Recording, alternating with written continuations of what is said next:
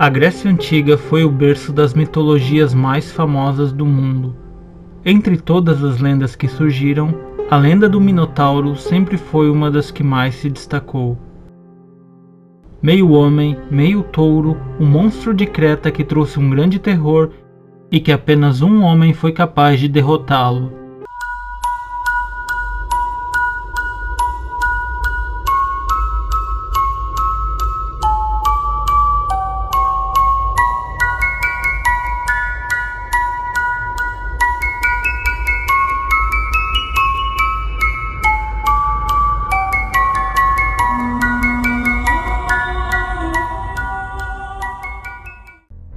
O Minotauro é um personagem da mitologia grega cuja representação mais tradicional entre os gregos antigos era uma criatura com a cabeça de um touro sobre o corpo de um homem. Habitava no centro de um labirinto, uma elaborada construção erguida para o rei Minos de Creta e projetada pelo arquiteto Dédalo e seu filho Ícaro especificamente para abrigar a criatura. O sítio histórico de Knossos, com mais de 1.300 compartimentos semelhantes a labirintos, já foi identificado como sendo o local do labirinto de Minotauro. Embora não existam provas que confirmem ou desmintam tal especulação. No mito, o Minotauro posteriormente morre pelas mãos do herói ateniense Teseu. O termo Minotauro vem do grego antigo, composto etimologicamente pelo nome Minos e o substantivo touro, e pode ser traduzido como touro de Minos. Em Creta, o Minotauro era conhecido por seu nome próprio, Astério, um nome que ele compartilhava com o pai adotivo de Minos. Originalmente, Minotauro era apenas utilizado como nome próprio, referindo-se a esta figura mística.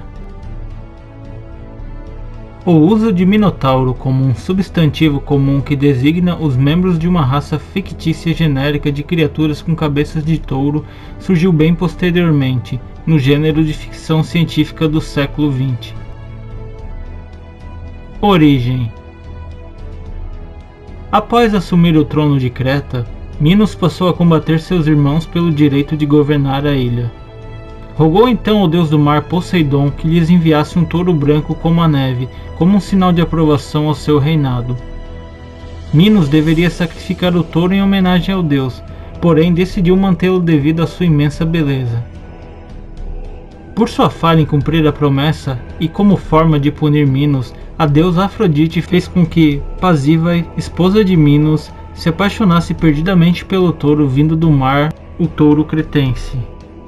Pasífae pediu então ao artesão Dédalo que lhe construísse uma vaca de madeira na qual ela pudesse esconder dentro no interior, de modo a copular com o touro branco. O filho deste cruzamento foi o monstruoso Minotauro. Pasífae cuidou dele durante sua infância, porém depois ele cresceu e se tornou feroz, sendo fruto de uma união não natural entre homem e animal selvagem.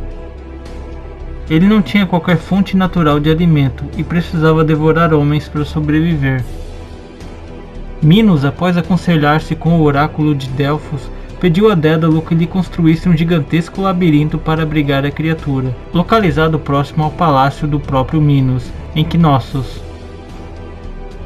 Passado algum tempo, o rei Minos exigia que pelo menos 7 rapazes e 7 donzelas atenienses escolhidos através de sorteios lhe fossem enviados a cada 9 anos para ser devorado pelo Minotauro. Quando se aproximava a data de envio do terceiro sacrifício, o jovem príncipe Teseu se ofereceu para assassinar o monstro, prometendo a seu pai Egeu que ordenaria que o navio que o trouxesse de volta para casa erguesse velas brancas caso ele tivesse sido bem sucedido na empreitada, ou velas negras caso ele tivesse morrido. Em Creta, Ariadne, filha de Minos, se apaixona por Teseu e o ajuda a se deslocar pelo labirinto, que tinha um único caminho que levava até seu centro. Na maior parte dos relatos, Ariadne dá a ele um novelo, que ele utiliza para marcar seu caminho de modo que ele possa retornar por ele. Teseu então mata o Minotauro com a espada de Egeu e lidera os outros atenienses para fora do labirinto. Na viagem de volta, no entanto, ele se esquece de erguer as velas brancas e seu pai, ao ver o navio e imaginar que Teseu estava morto, se suicida, arremessando-se no mar que desde então leva seu nome. As ruínas do Palácio de Minos, em Knossos, foram descobertas, porém nenhum labirinto foi encontrado ali. O número enorme de aposentos, escadas e corredores do palácio fez com que alguns arqueólogos sugerissem que o próprio palácio teria sido a fonte do mito do labirinto. Uma ideia que geralmente é desacreditada nos dias de hoje. Alguns mitólogos modernos veem o Minotauro como uma personificação solar, uma adaptação minoica de Baal Moloch dos fenícios. A morte do Minotauro por Teseu, neste caso, indicaria o rompimento das relações tributárias de Atenas com a Creta minoica.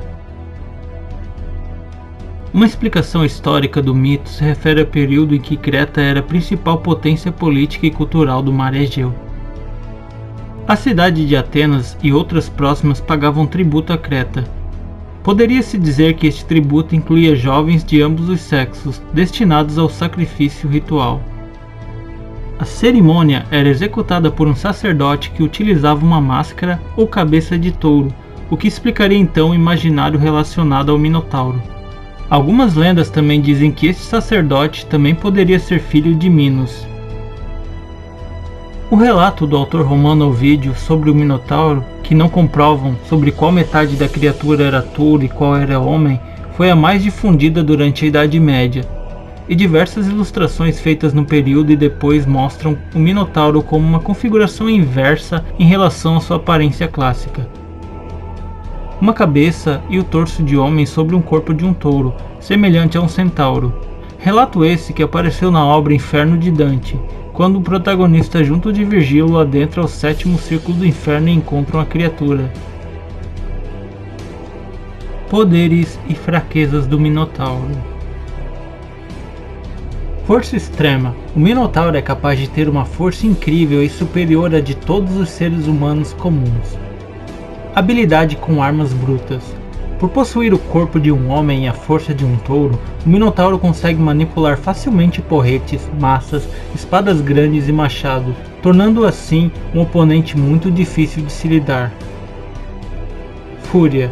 Como um touro selvagem, ele vai atacar com fúria e não vai desistir até que seu oponente seja morto ou vice-versa. Fraquezas. Apesar de sua força sobre-humana, o Minotauro em essência é um homem.